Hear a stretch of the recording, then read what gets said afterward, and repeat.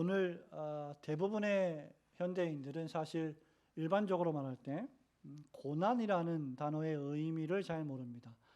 suffering이라고 하는 고난이라고 하는 단어나 또는 sacrifice라고 하는 희생이라는 단어 역시 더 모르고 살아가는 시대가 오늘날의 시대가 아닐까 합니다. 고난이라는 단어의 의미를 모르는데 희생이라고 하는 단어의 의미는 얼마나 더 잘 알 수가 있겠습니까? 오늘날 일반적으로 말해서 현대인들의 삶의 목표는 성공이고 삶의 모델은 성공한 유명인들이 아닐까 생각을 해봅니다. 언론이 그것들을 부추기고 TV나 유튜브가 우리들에게 그러한 삶, 그런 화려한 삶을 계속해서 부추기고 있습니다. 며칠 전에 어떤 분과 대화 중에 자신이 미국의 LA를 방문한 적이 있었는데 그 LA에 있는 한 유명한 호텔에 머물렀다고 합니다. 그런데 그 호텔 20층에 유현진 선수가 살고 있었는데 20층을 통째로 빌려서 집처럼 사용했다고 합니다. 그분은 그 유현진 선수가 LA 다저스 시절, 선수 시절에 사용했던 그 호텔 13층에서 잠을 잤다고 자랑삼아 말씀을 했습니다. 물론 유현진 선수는 만나지 못했겠죠. 유현진 선수의 그 현재 연봉을 제가 알아보니까 주급으로 4억 3천만 원입니다. 별로 놀라시지 않는군요. 주급입니다. 주급 4억 3천만 원. 이 금액은 유현진 선수가 한국에 있는 한화 시절의 1년 연봉과 맞먹는 일입니다. 1년 동안 받을 연봉을 매주마다 52번 받는 것이죠. 성도 여러분, 천문학적인 유명 선수들과 연예인들과 갑부들의 삶의 모습들은 우리들에게 고난이나 환난이나 희생이라는 단어를 저 멀리 던져버리게 만듭니다. 아예 그런 단어가 존재하는지도 모르게 잊어버리게 만듭니다. 조금만 참고 열심히 훈련하면 물론 피나는 노력을 해야 되겠지요. 자신의 노력을 뒷받침 삼아서 그 재능을 발휘하기만 하면 조금만 고생하면 풍요롭고 평생 안락한 삶을 누릴 수 있다는 환상을 심어주고 고난이라는 단어는 저 멀리 새까맣게 잊어버리고 던져버리고 살게 됩니다. 하지만 초대교회 그리스도인들의 삶은 이와는 완전히 달랐습니다. 그들의 삶의 목표는 성공이 아니라 신실하게 끝까지 주님을 믿는 믿음을 지키는 것이었고 그들의 삶의 모델은 오직 예수 그리스도 한 분뿐이셨습니다. 그들은 이 삶의 목표와 모델을 위해서 자신의 물질과 재산을 기꺼이 포기할 뿐만 아니라 때로는 자신의 생명조차도 조금도 귀한 것으로 여기지 않을 정도였습니다. 오늘날 현대인들의 삶의 모습과는 전혀 다른 모습이 아닙니까? 여러분들도 믿음을 지키기 위해 예수님을 믿는 믿음을 지키기 위해 여러분에게 닥쳐오는 환난을 당하며 기꺼이 그것을 맞으며 심지어 재산까지도 포기할 수 있으십니까? 우리들도 오직 예수 그리스도만 섬기며 주님을 부인하지 않기 위해서 목숨까지도 귀한 것으로 여기지 않고 버릴 수 있습니까? 만일 그렇다면 다른 모든 것들은 사실 주를 위해 다 참을 수 있을 것입니다. 우리가 계속 살펴보고 있는 이 요한계시록의 7교회 가운데 서머나 교회와 그 교인들이 바로 그러한 삶을 살았습니다. 극심한 환난과 엄청난 가난과 궁핍 가운데서도 그들은 믿음을 지키고 그리스도만을 자신들의 황제로 섬기며 살아갔던 성도들이었습니다. 주님이 부활하신 오늘 주일 아침에 환난당하는 이 서머나 교회에게 주신 주님의 말씀을 들으며 큰 은혜와 용기를 얻고 우리도 주를 위하여 기꺼이 환난당할 때 믿음을 지키는 교회가 되기를 소망합니다. 첫 번째로 서머나 교회는 환난과 극심한 궁핍 가운데 주님을 향한 그들의 신앙을 끝까지 신실하게 굳게 지킨 교회였습니다. 우리 8절과 9절 말씀을 함께 읽어보겠습니다. 서머나 교회 사자에게 시작. 서머나 교회의 사자에게 편지하라. 처음이며 마지막이요 죽었다가 살아나신 이가 이르시되 내가 내 환난과 궁핍을 알거니와 실상은 내가 부요한 자니라. 자칭 유대인이라 하는 자들의 비방도 알거니와 실상은 유대인이 아니요 사탄의 회당이라. 아멘. 지금 주님은 서머나 교회 사자에게 편지하라고 말씀하고 계십니다. 서머나 교회가 위치한 서머나를 한번 살펴볼 필요가 있습니다. 이 서머나 역시 지난주에 우리가 살펴보았던 에베소와 마찬가지로 항구 도시였습니다. 에베소에서 북쪽으로 약 56km 정도 떨어져 있는 한 40-50분 정도 차로 달리면 위치하고 있는 지금도 현존하는 도시입니다. 이즈미르라고 하는 이름으로 현존하고 있는 터키 서부 해안에 존재하는 도시입니다.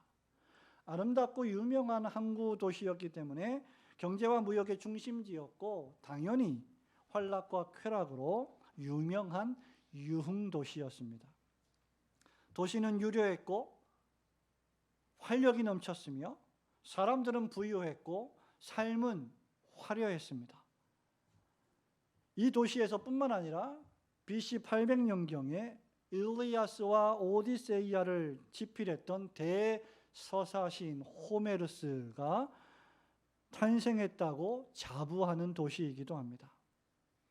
또한 서머나 역시 에베소와 마찬가지로 이방 신들, 고대 그리스와 로마 신들의 중심지였고 거기에 제우스 신전이 있었으며 지방 여신인 시필레네의 여신 신전이 있었고 아폴로 신전이 있었으며 아프로디테 여신이 거하는 신전이 있었습니다. 수많은 신전들이 이 서머나 교회에 존재하고 있었습니다. 그러나 신전 중의 신전은 무엇보다도 바로 로마 황제를 숭배하는 신전이었습니다. 서머나라고 하는 도시는 7교회가 위치한 가운데 로마 제국에게 가장 충성심을 보였던 도시였습니다. 그래서 주전 23년경에 도시의 중심부에 티베리우스 황제의 신전을 최초로 건축을 했고 81년부터 96년까지 통치하던 도미티안 황제 시대에는 로마 황제 숭배를 법으로 만들어서 모든 속국과 로마 시민들이 로마 황제를 향해서 로마 황제가 가이사이십니다, 주님이십니다 라고 고백해야만 했습니다. 즉 황제 숭배를 강요했던 것입니다. 이렇게 황제를 숭배하고 로마의 충성심을 보이는 자들에게는 그들이 무엇을 하든 또 어떤 이방 신상들에게 절을 하고 숭배하던 모든 것을 허락해 주었습니다. 또한 그들은 사회에서 어떤 불이익도 당하지 않았고 그냥 로마 신전에 가서 예물을 잠깐 드리고 조금 드리고 카이사르가 주이십니다라고 한 번만 말하기만 하면 다른 모든 일들이 허락되었던 그 시대에 살았습니다. 다니엘 3장 1절에 보면 바벨론의 왕 느부갓네살이 두라 평지에 30m 상당의 금신상을 세우고 절하지 않으면 다 죽여버리겠다라고 위협하는 꼴과 마찬가지입니다. 그리스도인들에게 말이죠. 하지만 여러분 한번 생각해 보십시오. 오직 한 분 주님만을 황제로 모시며 살아가고 있는 그리스도인들에게는 로마 황제도 주라고 고백하고 예수님도 주님입니다라고 고백할 수가 없었습니다. 그들은 목숨을 걸고 황제 숭배를 거절했습니다. 한번 눈 딱 질끈 감고 신전에 가서 예물 드리고 그냥 한마디만 하면 모든 것이 편안할 텐데 그들은 결코 그렇게 할 수가 없었습니다. 그들에게는 오직 예수 그리스도 한 분만이 유일한 그들의 왕이요 주인이요 황제이셨기 때문입니다. 이런 그들에게 환난과 핍박 그리고 궁핍은 당연한 것이 아니었겠습니까? 그리스도인들은 황제 숭배를 거절한다는 이유로 로마 제국의 속국이었던 에베소, 서머나 지역에 있는 모든 교회들이 당시에 길드라고 하는 상인조합에 가입되는 것이 금지되었습니다. 물건을 사고 파는 행위가 금지되었습니다. 그러므로 생필품을 사는 것도 대단히 어려워졌습니다.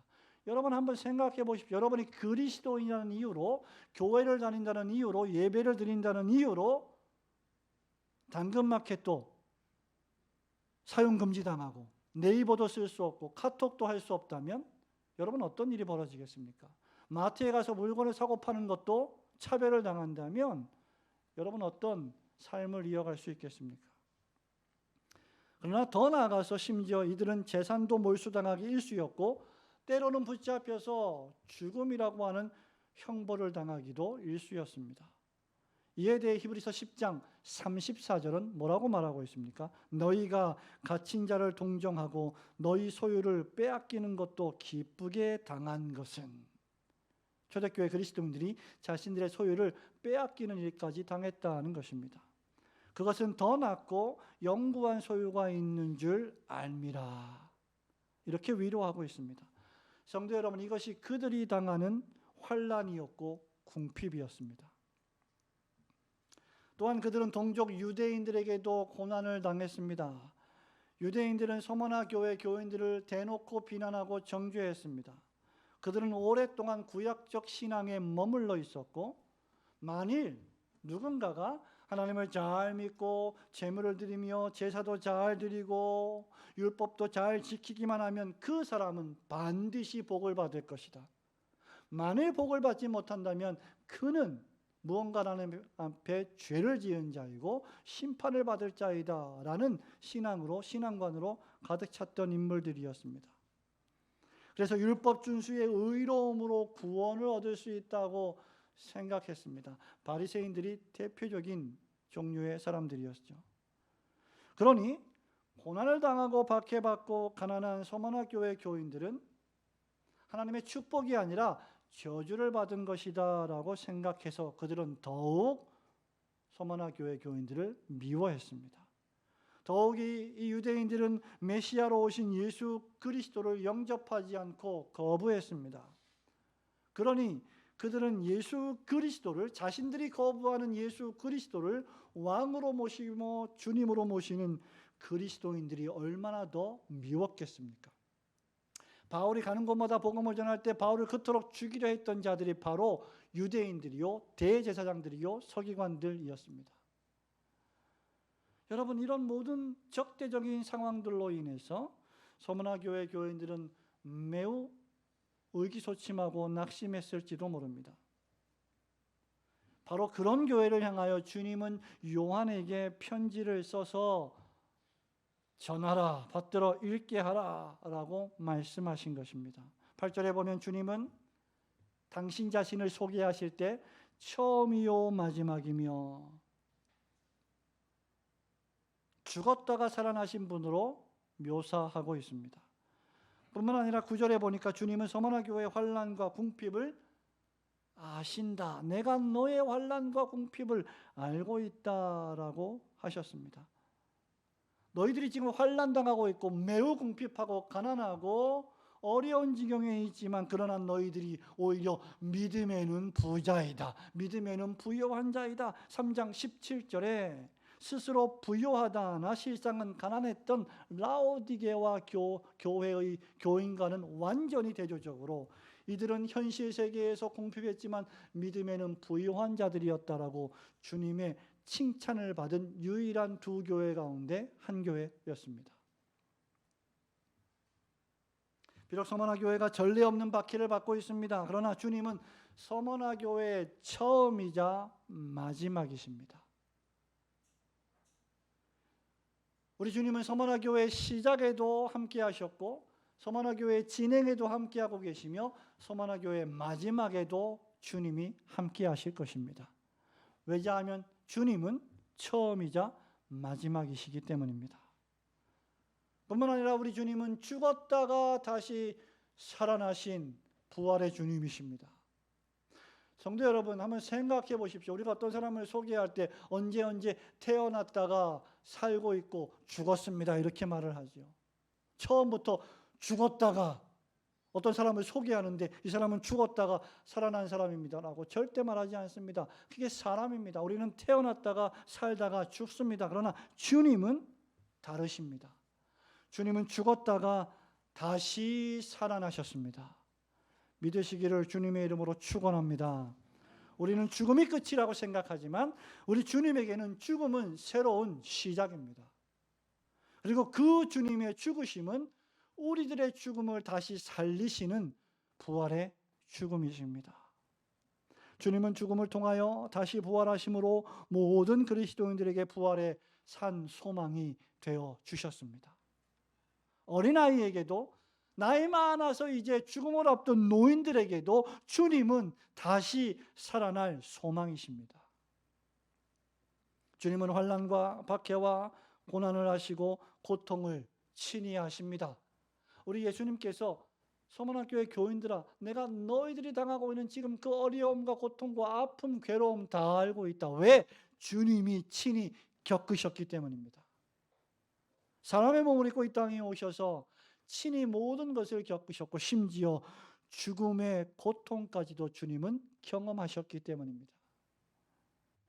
이런 주님이 교회의 환난과 궁핍을 아십니다.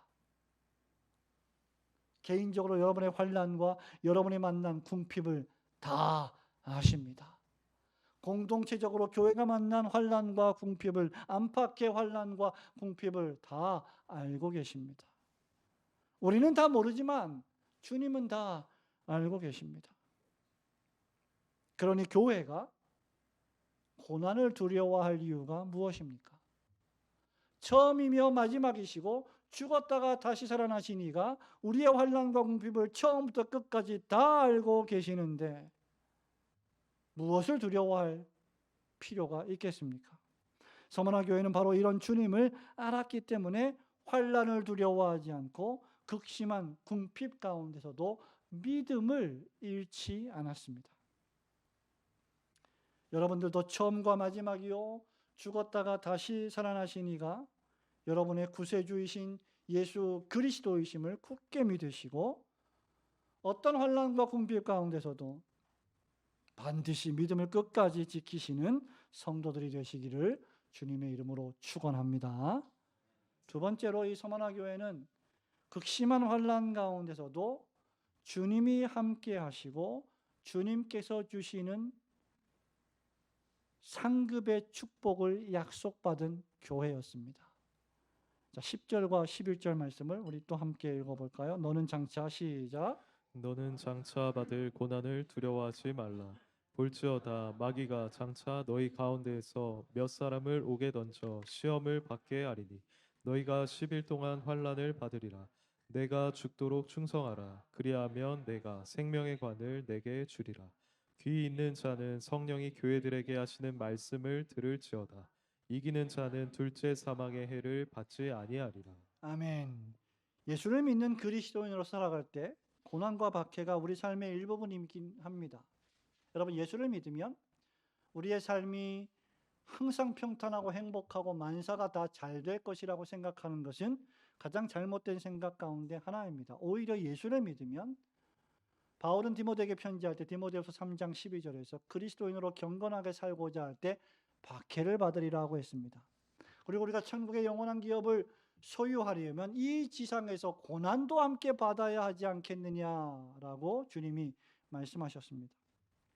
그리스도인으로서 고난과 박해가 우리 삶의 일부분이긴 하지만 실제로 우리가 삶 속에서 고통과 박해를 받는다면 그것은 개인적으로 여간 어려운 일이 아닙니다. 견디기 힘든 일입니다. 그래서 우리 주님께서는 뭐라고 말씀하십니까? 두려워하지 말라고 위로하시는 거예요. 근데 여러분 이 말씀을 읽으면 보십시오. 더 낙심이 되지 않겠습니까? 10절 말씀을 읽으면.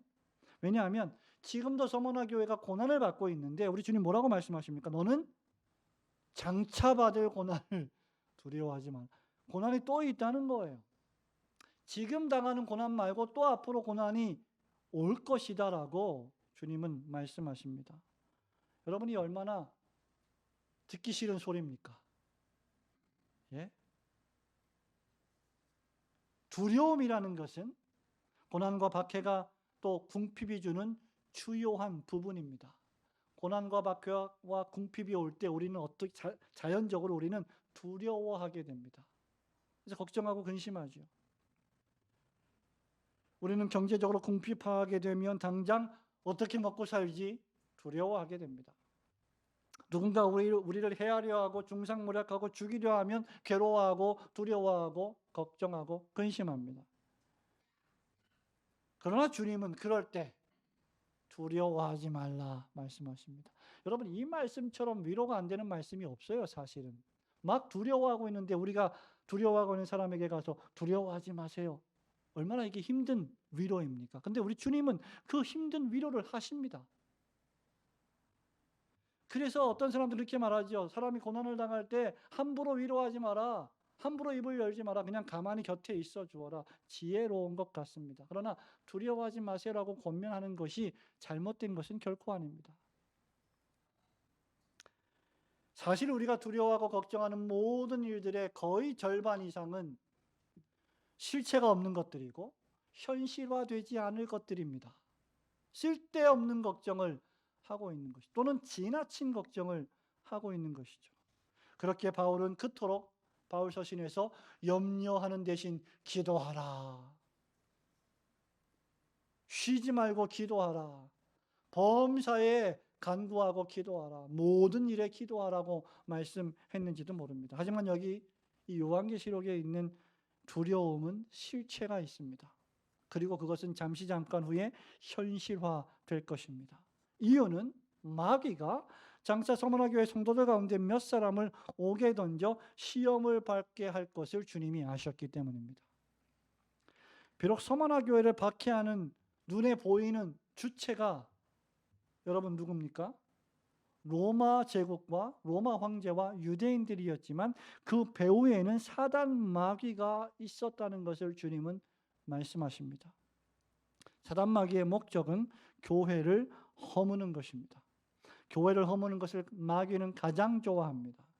성도들의 영혼을 그리스도의 교회로부터 유린시키고 이탈시키는 것을 가장 좋아합니다. 하지만 이 환난, 이 서머나 교회가 당할 환난은 우리 주님께서 말씀하실 때 그저 10일 동안만 계속될 것이다 말씀하십니다. 10일이라는 것은 상징적인 숫자입니다. 그리고 이것은 제한된 기간이며 반드시 10일째 되는 날 끝이 있을 것이라는 의미입니다. 어떤 사람에게 10일은 짧은 기간이고 어떤 사람에게 10일은 긴 기간일 수 있습니다. 그러므로 10일이라는 시간은 길 수도 있고 짧을 수도 있는 시간입니다. 중요한 것은 이 기간은 제한적이며 끝이 있을 것이다 라는 것 말입니다. 사실 여러분이 당하는 고난이나 환난이나 고통이나 이 질병이나 사건, 사고 이런 것들이 두려운 이유는 무엇입니까? 지금 나에게 닥친, 우리에게 닥친 이 일이 언제 끝날지 모른다면 그것은 정말 두려운 것입니다. 이 고통스러운 기간이 언제 끝날지 모른다면 그것만큼 괴로운 일도 없을 것입니다. 하지만 이 환난은 10일 동안만 계속될 것입니다. 곧 끝이 올 거예요. 더욱이 사실 우리 주님께서 8절에서 당신 자신을 어떻게 소개하셨습니까? 내가 처음이며 마지막이고 죽었다가 다시 살아나시니다 라고 말씀하십니다. 역사의 시작과 진행과 마지막이 우리 주님의 손에 달려 있습니다. 여러분의 인생의 시작과 여러분의 삶의 진행과 여러분의 삶의 마지막 임종의 순간이 주님의 손 안에 있습니다.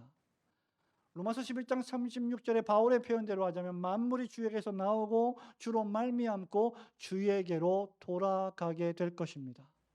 그러므로 영광이 주님에게 영원 무궁토록 있을 것입니다. 그렇다면 이 환난의 시간도 역시 전능하신 주님의 손 안에 있는 것입니다. 당신의 이름 때문에 환난받는 교회를 주님은 모른 척하지 않으십니다. 주님의 진리를 보호하고 지키기 위하여 고통당하는 성도들의 아픔을 주님은 모른 척 외면하시지 않으십니다. 그런 교회와 그런 성도들을 주님은 함께 하시고 지키시며 보호하실 것입니다. 그러므로 환난 당할 때 교회와 성도들이 할 일은 무엇일까요? 우선 첫 번째로 처음이며 마지막이고 죽었다가 다시 살아나신 주님을 끝까지 믿고 의지하며 붙드는 것입니다.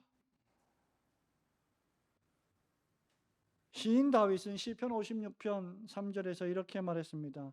내가 두려워하는 날에는 내가 내 주를 의지하리이다. 여러분, 다윗이라고 위대한 신앙의 현인들이라고 선배들이라고 두려움이 없었던 게 아니에요. 근데 두려움이 옵니다. 괴로움이 옵니다. 아픔과 고통이 옵니다. 그런데 다윗을 보십시오. 그러한 날에는 내가 주를 의지하리이다. 우리를 죽이려 하는 자들을 두려워할 필요가 없습니다. 우리 예수님 마태복음 10장 28절에서 이미 몸은 죽여도 영혼은 능히 죽이지 못하는 자들을 두려워하지 말고 오직 몸과 영혼을 능히 지옥에 멸하실 수 있는 이를 두려워하라. 우리 주님께서 이 환난의 시간을 다 알고 계시며 주관하고 계십니다. 두 번째로 그렇기에 교회와 성도는 어떻게 해야 할까? 이 환난이 올 때 주님의 말씀과 명령처럼 죽도록 충성해야 합니다. 한번 따라해 보실까요? 죽도록 충성합시다. 예, 이 말씀 별로 안 좋아하시죠? 좋아하십니까? 이 말씀의 정확한 의미는 죽을 각오로 충성하라는 의미가 아닙니다. 이 말씀은 죽음에 이를 때까지 끝까지 신실하게 포기하지 않고 일관되게 충성하라는 뜻입니다. 하지만 그렇게 하기 위해서는 뭐가 필요할까요? 죽을 각오가 필요하지요. 그러므로 죽을 각오로 충성하라고 말하는 것도 틀린 말은 결코 아닙니다. 중요한 것은 환난이 올 때나 그렇지 않을 때나 변함없이 죽음에 이를 때까지 최후 순간까지 충성하라는 것입니다.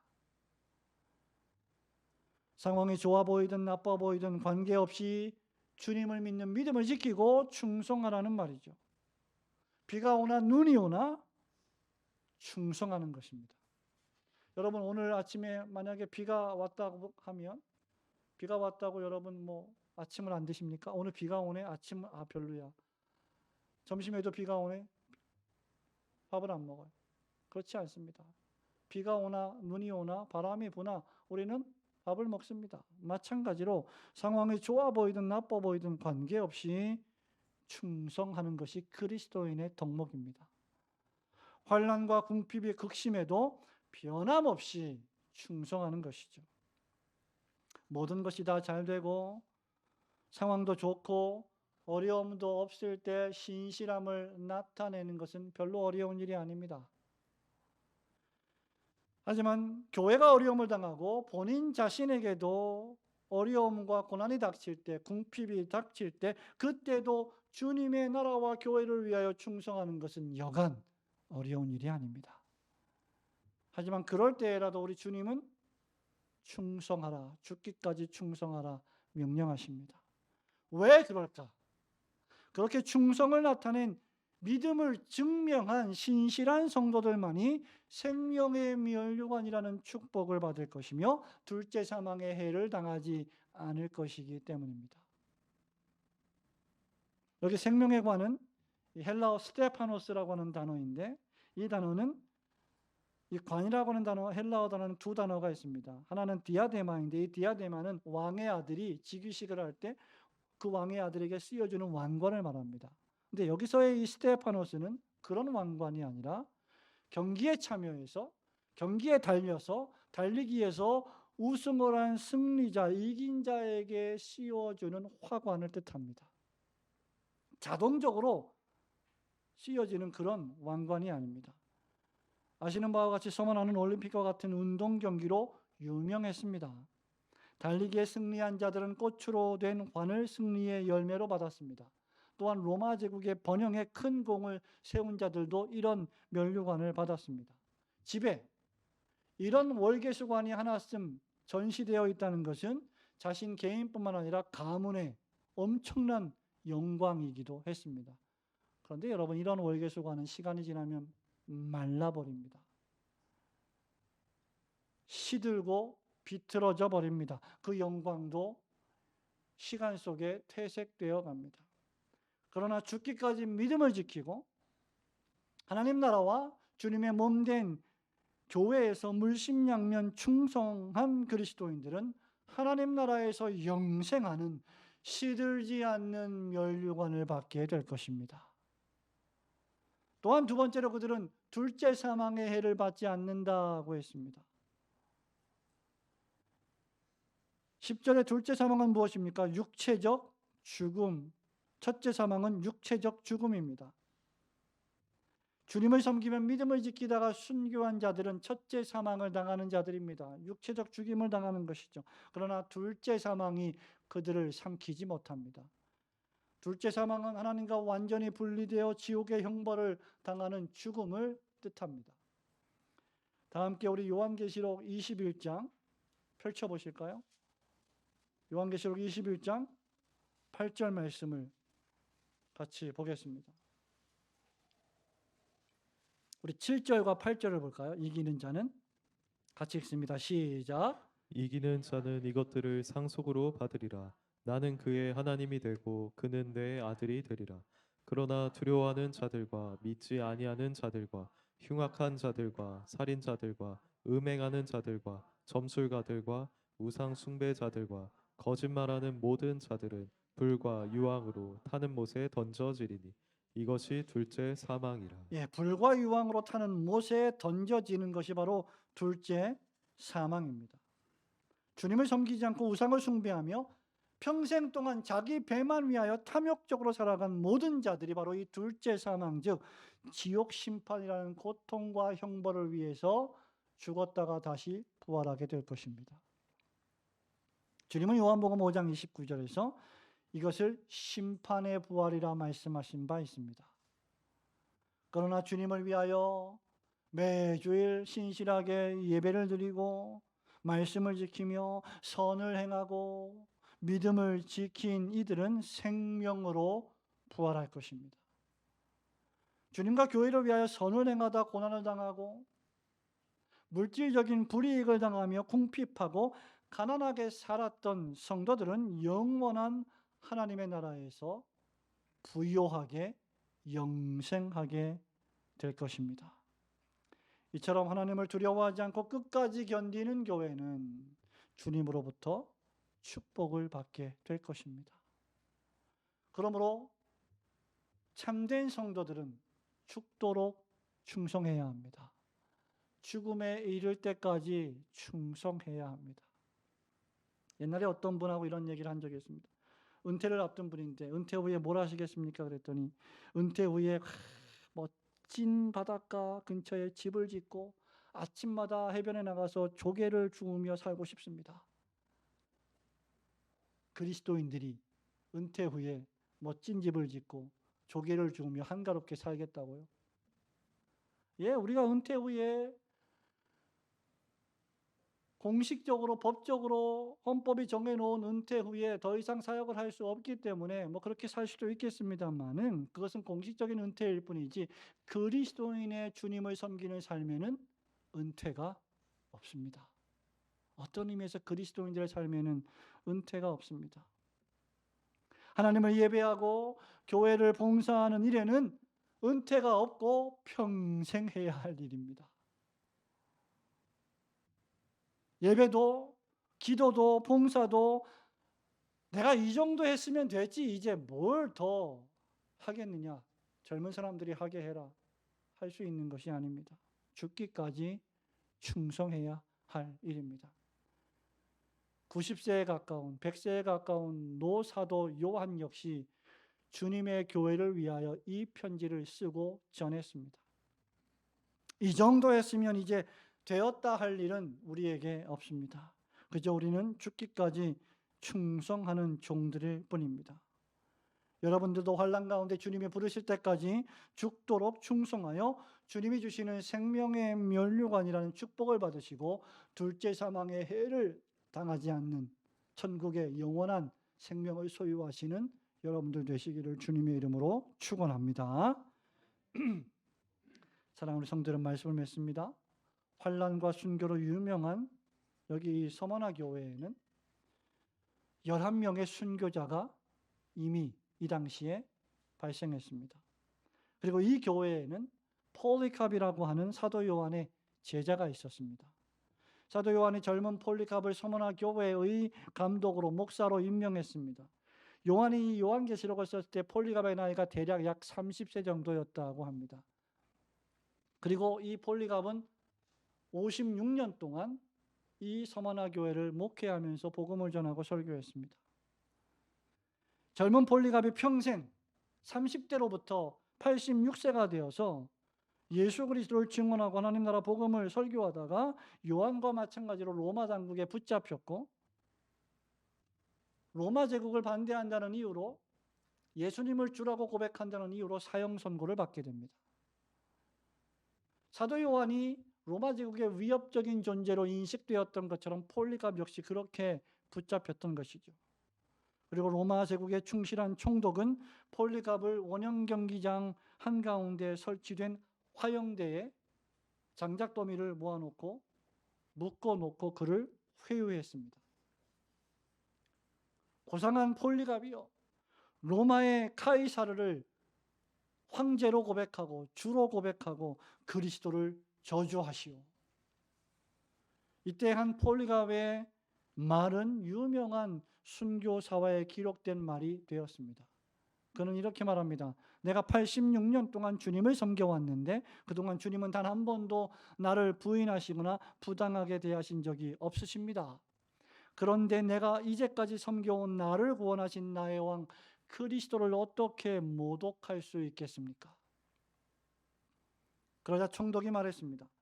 그리스도를 저주하지 않으면 불에 태워 죽이겠다. 그러자 폴리캅이 말합니다. 총독께서 위협하시는 이 불은 그저 1시간 정도 불타다 꺼지고 말 것입니다. 총독께서는 장차 임할 심판과 악인을 향한 영원한 지옥불을 알지 못하기 때문입니다. 결국 폴리캅은 화형대에서 주님을 배반하지 않고 순교당합니다. 사도 요한의 10절에서 말했던 마귀가 장차 너희 가운데 몇 사람을 오게 던져 시험을 받게 될 사람 가운데 폴리캅도 포함되어 있었던 것입니다.